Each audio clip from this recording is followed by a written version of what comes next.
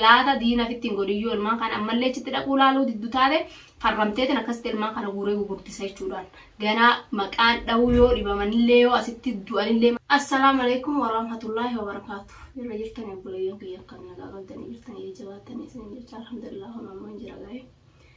Hunooga akkuma agartan ilmaanillee fuudhee geesseef jechuudha. Guuree achitti geesseef garuu isan argine na argamuudha didee gizee akkam na duraa baaga na eegu jira nama na jala godhee waa akkamitti na arga zaana mana kiyyaa bahu rabbii beeka jechuudha. Allahu aalam. Rabbii beeka isas geessee isas hin gallelleedha jechuudha. Beekaa galellee gaa biiftuun gaa kophaa akkas godhattullee hin beeku ilmaan kana haanurraa guurtu jettelleedha. Hin galleetti hunoo ishiinis hin agarre.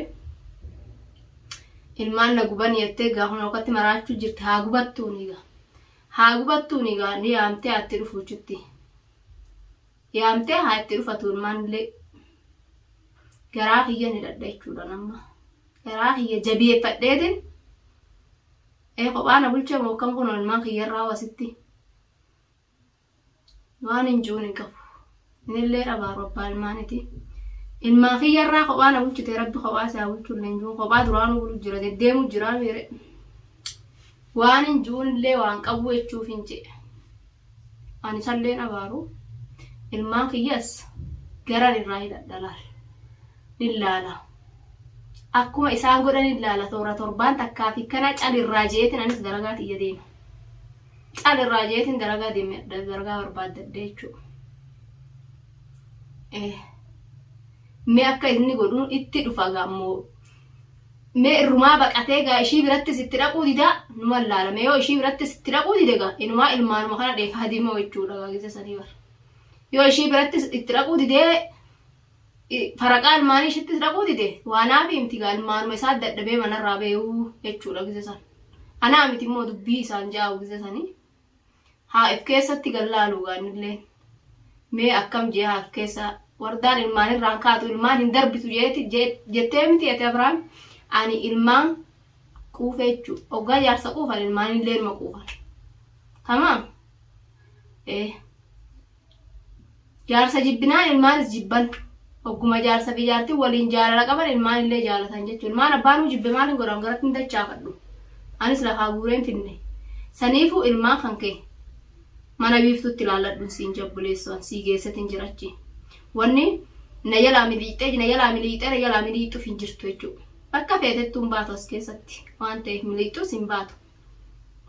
Boodogga ilmaan kan kee daaraa lafaa ba'e fakkaatan fiinuu itti dha'ixa jechuudha bakka isaan jiranitti yoo amma itti dhaquu baattes. Ilmaan keetitti dhaqadhuun siin jaa. Sii kaayetiin jira sii barreessitee jirti biiftullee na biratti risaala. Akka ilmaan achi jiran quba qabda. Ilmaanitti dhaqee jechuudha. Waan achiis deemtee maara jettee waan biraa haasoftuuf hin qabdu. Wanni haasoftuun jirtu jechuudha takkalleeni. Ani ilmaan kiyya irraa garaa hidhadheetiin jira. Garaa irraa hidhadheetiin jira. Ilmaan ati quufte an akka godhuun qabanis ni laala garuu. Yoo mana biiftutti illee ka irraa dheessitu taate yoo ilmaanuma kanaa hun barbaadu jettee karaa dheessitu taate dhuftee naaf arramtanan guuradha mana biiftullee dhabe. Ilmooti jettee booda akkatti ijaan akka bakka isaan jiranitti ijaan laaluuf gaabbitu jechuudha. Ijaan akka laal. Isaanuma dheefaa manaa baate jechuudha. Gaa yoo achittis deebi'uu diddee isaanii achi jiru achitti itti ilmaan keetti dhaquu baatte ilmaanumaaf jechuudha. Wanti manarraa baatee fuuturaanu jechuudha. Sunillee sumatti dhaltee akka gootuun qabdu jechuudha. Namni bultiin jaaree jee dhalaa jala deemu tokko dhalti waan hin oolleenuma dhalatti ilmooni. Wanni dhansiin juutanuma ilmaan kan kee itti dhaqi. Mana biiftutti mana kiyyatti itti dhufuu diddeemtiire. Asitti itti dhufuu diddeemtiire. Achitti itti dhaqi. Bakka ati jirtutti hin geesse. Waan miliixuuf hin qabdu deeme anachi kunuu mana kiyya hin jira. Galee taa'utti hin jira kophaa mudhiiti jedhadhee garaa kiyya jabeeffadhee du'aanuu numa dhabanii. Du'aanuu numa dhabanii useetiin taa'u jiranis siin na gube. Siin na gubee ilmaan kiyyalleen akkan addaan ba'u na godhe. Tamaam. Nin deema boru ganaman deema dalagaadhaan deema. Ilmaan kan keen dhumin laalladhu ilmaan kan kee. himeetiin jiraan. Sababa wardaa jettee ilmaan kan kee bilaashitti iddoo lafatti si jala hin goddaamin hin roorrifamin abbaa irra irtaarraan duune hangaruu jiruudhaan irraan ajjeesuu feeta. Maaliif yoon jee hoottu ilmaan mahana laalii jeetiin si dadhabee guureechitti sitti geesse. Gadiin qaban takkallee abbaan ne omma shruufanne ilmoo bakkuma inni irratti itti geessan achuma taa'aa shruufatu. Akkamiin godhareen akka godhuu hin jirre jechuu biyya keenya keessa hin jiru biyya namaatiin jira. Saniifuu wal dalaysiisi sammuu tan ta'ee yoo dalaguu baatte ilmaan keetitti gale. Shaararran deddeemin. Achis deeme bakka lachuu hin deemettee shaararra deddeemtee ilmaan kan kee iddoo lafatti booda ilmaan namni mataa keessa hin dhayne yalaan. Sitti himeetiin jira. Sababaa kan keeti kun hundinuu sababaa kan keeti. Sababaa ati amata dila kana na wajjiin jiraataa dubbii tana waan itti jirtu kana na dhossitee kanaattu anillee garaa na muree jechuudha. Na dhossitee dila kana deemsa dila kana waan dila kana na goote jechuudha. Waan siin hin jiru hin qabuun. Waan siin hin jiru hin qabuun. Rabbi jazaa siyaa kafaluman jamalee waan siin jiru waan ati na goote kana hunda Rabbiin jazaa siyaa kafalu. Waan hin jiru qabu. Garuu an oolteen buliin ilmaanitti dhaqisiin ja'a.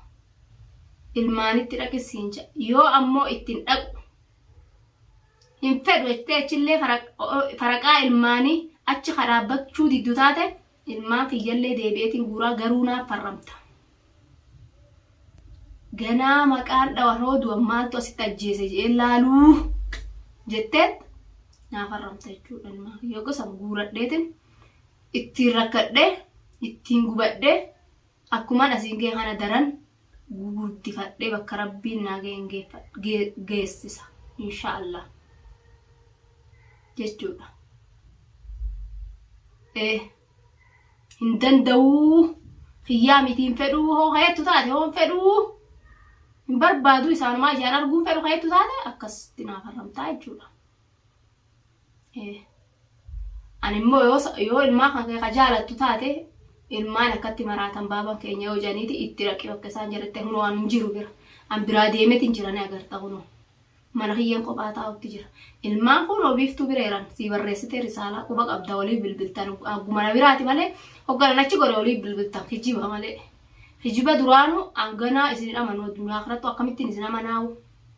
Ganaan amanuu si biiftullee odoo waan feetan naan jettanillee amantiin hin jirtu hin amanuu waan san taateefu ilmaan keetitti dhaqii awwanni siidhaamu irra deddeebi'ee ilmaan kan kee hin addaatin ilmaan kan kee kunoo itti dhaqii ilaali.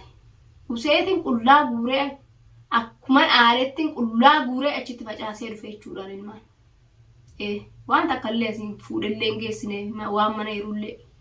Saniifuu ilmaan kan keetitti dhaqii darse isaanittis koottuu guurii fi yoo dhufeen guuruu jettellee guurii fidiif achitti onaan jettu kataatellee guuretti sitti fideefi dalagaa xiyyatti deema jechuudha.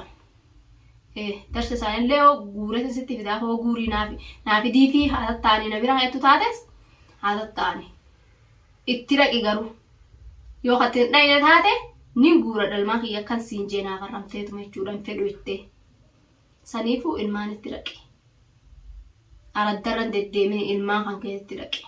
Akka gootuun qabdu miyyoon ofiin dhalle. Ilmaan mucaan ifiifuu ni dhukkubattiin goomtu laal akkatti iyya.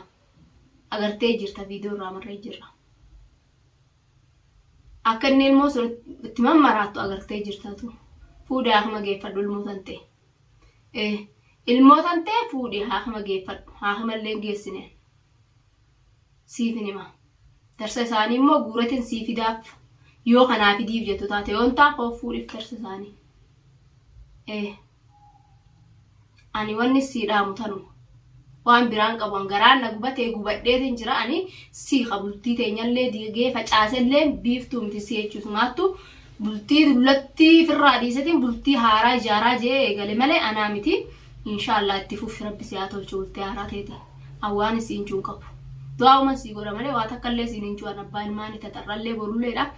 Sile narrabsu garuu ilmaan kan kee qofa jabeeffadhu ilmaan kan kee boruu hayooti duute si awwaalanii jechuudha wanni siimu ilmaan dhiiraa lafatti dhiiftee firraan fafeessin boodammoo xilaata diina fitti godiyyoo ilmaan kan ammallee achitti dhaquu laaluu diddu taate farramteetiin akkasitti ilmaan kana guuree gurgurtisa jechuudhaan ganaa maqaan dha'uu yoo dhibamanillee yoo asitti du'anillee maal taane ilmaan kun du'an je'ee biran ba'uu jettee akkasitti jechuudha yoo akkasin ta'in dhaqeen guuru jechuu ilmaan sanis itti dhaqe yoo ilmaan kiyya dhiiga kiyya hedduu taate itti dhaqii kan dhukkubee saafama geesse ilmaan kan kee tajaajiladhu ilmaan abbumaa tajaajilata abbumaan masruufata malee haati kophaa akka gootuun qabdu jechuudha yoo abbaan qabaanne yoo du'ee hin jiraanne hin jiru ni du'eettee ittiin gubatte jechuudhaati abbaa jiru habaxaraan olii gadhalaa ta'an isaan jala deemee of wanni godhu akkam gootee haate jechuudha akka gootuun qabdu jechuudha garuu jidduu tanatti makluunni akka roorrifamee rabbiin tabiraan wanni siidhaamu inshallah sinati dabale rabbiin kiyyallee waa takkanan godhon aaraxeetu ilmaan kiyyallee na facaasisiisite malee jaaladhee ilmaan kiyya facaasuan ani ilmaan kiyya lubbuu tiyya tanan dhabaa fi ifii beeleetiin ifii dheegodheetiin isaan nyaachisa'anii wanni isaan hin nyaatiin kokkee tanaa wannan dabartu jechuudha bakka isaan hin jirretti jechuudha nan nu dhama as gannan kuttu lubbuu tana bira saniifu ati nyaattee dhuyideetuma bashannantee guyyaa meeqa guutuu jiraatte jechuudha halkan tokkicha kanattu garuu nani dhadhalaa dhagal liqimsa akkan irraa jabaadhu